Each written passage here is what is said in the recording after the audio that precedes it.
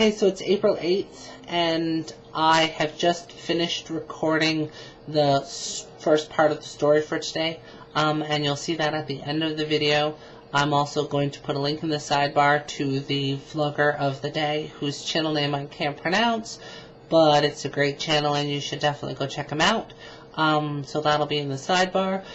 Just a note on the story of the day, it's not all in one take. The story was originally written in one take, sitting in front of the camera.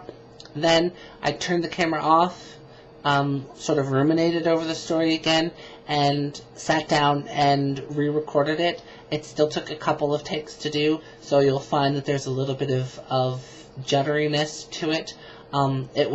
There was nothing written down aside from the notes that I got, and it was all recorded sitting in front of the camera, doing it off the top of my head, but not all in one take because I couldn't manage to do it all in one take. I hope that this will be good enough, and the next part of the story will appear tomorrow, and hopefully by the time I get it done, I will be able to do it all in one take, because that is definitely my aim, to do this all in one take. Anyway, that's it for me. Watch the video. It was a dark and stormy night in the middle of December. Roland lazily strummed his ukulele as he sang a song about a house of cards that he had made earlier. He had been so very pleased with himself because he had used the entire deck. A thunderous rumble echoed through the chamber as the third bolt of lightning in as many minutes roared out into the night. It wasn't until he heard the second knock at his chamber door that he stirred at all.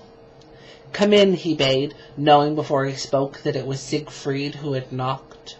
The squat, bloated man, who really resembled a pig more than a human, waddled into the room, his fat legs stiffly lifting one off the floor after another.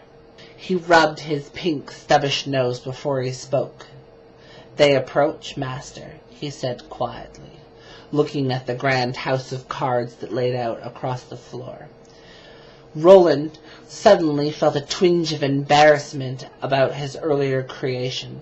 "Very well," Roland stated. "Are the preparations complete?" "Aye, master," the pigman replied. "I shall join you presently," Roland said dismissively. Siegfried turned and left the room. Roland gathered his robes from where they hung on the corner of his large bed.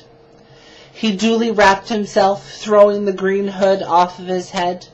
He checked himself very briefly in the mirror before making his way out of the bedchamber. He made his way down the twisting stairs and into the grand hall. Siegfried was standing there looking nervous, which wasn't unusual for the blubberous man. Roland took his place in the center of the grand hall. Receiving strangers wasn't unusual for Roland, although this night was unlike any he had experienced in his many years. The huge knocker thudded loudly against the door, causing Siegfried to jump. Roland gestured toward the door, and Siegfried complied. He pulled back the large bolt that held the door shut, gave the handle a yank, and drew the doors inward. "Do enter," Roland said, sweeping his hand across in front of himself. The band of elves, 5 in total, strode gracefully into the grand hall, pulling behind them a wheeled cage. "I believe we've found just what you were looking for," one of them said. Roland smiled and raised his eyebrow slightly. The young, or at least young-looking elf, pulled the sheet off of the cage, revealing inside a little Asian boy.